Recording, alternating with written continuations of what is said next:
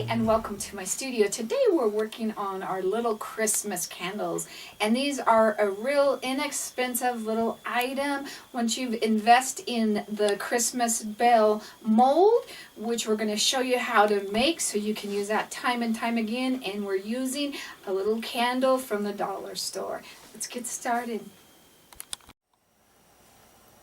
To make our really cute Christmas bell candles, it's a real simple project. We do have a little bit of prep time, but it's mostly dry time more than anything. So we're going to show you what we use in the mold and how to do it.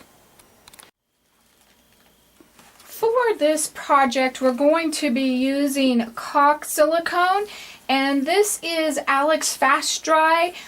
You can paint it in 20 minutes, but that does not mean it is ready in 20 minutes. We'll talk about dry time a little bit later, but it is important to get this brand. I've been using this brand for several years. You do want the white. You don't want it clear. I do not have a problem with this turning yellow on me. It really holds its color and it is nice and stable. I don't have any problems with it falling apart as well. I do purchase mine at Walmart. I can find it for about under $3, so check there. And if not, you could probably find it at any of your hardware stores or things like that.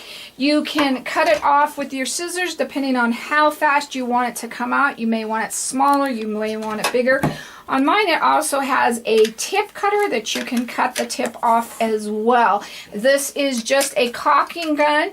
You can find it in the section with the caulking as well, and we're just going to dispense it that way as we go. When I'm done with it, I just used a little plastic bag and a rubber band around it. You can just use saran wrap or something like that as well. And I have stored this for months at a time and have never had a problem with it drying out. So that is what we're going to be using. So let's get started on our project. If you wanted to do it right, you can just use the caulking straight out of the gun into the mold, just the same way we're going to do it. I just lay it right on there and scrape it across. You could also put a little bit of white glitter into it, which would be really pretty, but I'm going to show you how to color it, and then we're also going to add the glitter as well to this piece. And I'm just using some fine red glitter, and you can add as much or as little as you want to. And I'm going to go ahead and do the snowflakes because I use these all the time for other projects without the Christmas bells. So whatever you want to do, that's totally up to you, but I would do the whole thing and you have those ready. I make these up a bunch at a time. Well, each kind of day when I come out here, I just take a minute or two and get the next batch going because I've been using them for so many projects. So I've got my glue. So we've got, my glitter. So now I'm going to come in, and I've just put a piece of plastic and put a rubber band over that to keep that dry or from drying out in between. And I'm just going to put this into a little container because this is not going to take very much to do it all. In fact, that's probably more than enough, but I'd rather have a little bit than too much today. So now I'm going to store this again, and I've left this for months at a time and without any worries or problems of it drying out. So I am going to use just regular food coloring, and I'm using a dark red, and I'm going to just mix it with a little popsicle stick today. When I'm doing bigger ones, I have a little don't want to use quite that much. I don't think I need that much, but red's a hard color. A little spatula that I use, and then I just keep that just for my crafting. And so I probably will need some more red, like we talked about. Red's a tough color to do. So, even as small as amount as it is, So you can do red, green, you can do blue, yellow, gold, all the fun Christmas colors. It doesn't have to be Christmas colors. Somebody might like their favorite colors purple. So just think about that. I'm going to stop with that, but see how fast that went on or mixed up. I'm just going to use my little popsicle stick still. I'm just going to put it right onto the mold and just kind of spread it around with that. And I do have a lid for this little container, and I probably will use it because I think I can get 2 out of this. So, and you could use just the popsicle stick. This seems to be working pretty well, but I'm going to use a spreader, and I'll show you why it's a little bit easier. In fact, I'm going to stop right there. You can even put that in a Ziploc bag if you didn't have a little lid for it. So I take my little spreader and I'm just going to come along. And you can see how well that cleans off, because if you don't get this cleaned off, we have to come in and rub it later. And while we're cleaning this off, we come in and feel anything that has an open area or hole in it like that. That's real important to get that filled in. And I want a scraper that's wide enough that I can go across the entire mold with one thing, because if you have one that comes halfway, it kind of scratches. So that's the reason that I do that.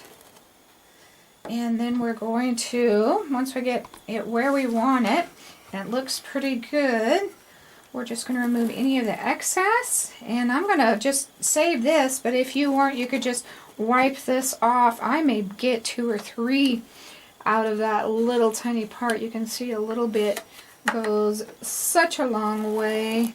And the more we clean this off, the less we'll have to come in and clean it up once it's dry. We're going to probably allow this at least 12 hours to dry. When it's dry, it should just lift up, and we'll show you in the next step how easy it is to lift up. You may dry a little bit faster, it may dry a little bit slower. It's going to also kind of depend on the humidity and warmth and everything like that. So I'm going to go to my green one because I've got it dry. They should pop out of your mold really easy. But the one thing that we want to do is, this one is really clean, but you want to take a damp finger and just barely have that wet. Just dip it in the water and remove any of this that is between any of these openings that have just a slight film over them along the outsides of the little snowflakes as well. And then we're going to pop those out, and this should come out nice and easy. Isn't that glitter really cool? And it just, however much glitter you added on is how much going to be there. And we'll just go ahead and continue taking out. If you want to use the snowflakes, if you don't, save them for another project, because they are going to come in absolutely handy. I used the little dollar candles that I found at Dollar Tree. I'm sure any of your dollar stores have them, so just take a look, see what they have. And then you also could do these little cute little jars, and we could tie a little bow, a little Christmas bow up on top, and that would be really cute to do as well. We do have the red and green at miriamjoy.com still, so you could do them with that, and that's really nice color if you don't want the candles, because there is people that can't do the candles, and I happen to honestly be one of them. So the E6000 spray adhesive can be found at your craft stores, kind of in the glue, kind of spray section, kind of look there. I've also seen it at Walmart, so different areas like that. If you do get it at your craft store, I always tell you to use your coupon to buy it, and it'll make it that much more reasonable. But this is going to last a long time. So now that I have it on all of the edges and stuff, we're just going to simply wrap this around our candle. And there is some E6000 that is spray-on, And I just didn't happen to have any, but you might want to try that. They may work better for you. But see how simple that was. And you can come back in and put these snowflakes now anywhere you want to. The nice thing about the color is with the glitter, you know which is the top, because there is a smooth side and there is a rough side. So I'm going to glue one on top, and I think I'm going to glue just a couple little ones here and there on this. I've got them. I might as well use them unless you save them for another project. So you could do a ribbon or a little red bow, but you kind of want to do it to the side so you don't take away from the design. I'm using just a little piece of garland. Whatever you want to do, I'm just taking that and twisting it so it just has a little bit hanging over. I'm not sure I like this as much on just the white. I might like something plainer, and I'm just going to hot glue my poinsettia on and put a couple of little berries or something on the side, and that is how we did that one. So I am just going to put a red ribbon on this guy. I'm not even going to tie a bow on him. And I'm going to try and get this little hunk of ivy in here. I think that's kind of cute.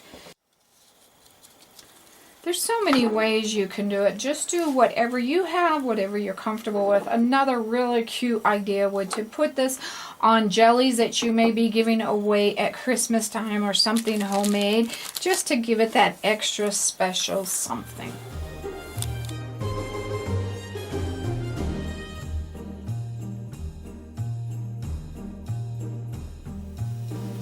Thank you so much for joining me. I hope you enjoyed that. I hope you can see all the fun things that you can do, especially with our Christmas bell mold. Make sure that you order yours at miriamjoy.com. And if you want any of our little Christmas bottles, we still have some in red and green, and get them while they're still there. So if you ever have a question about anything, you can email me at art@miriamjoy.com. Thank you. God bless.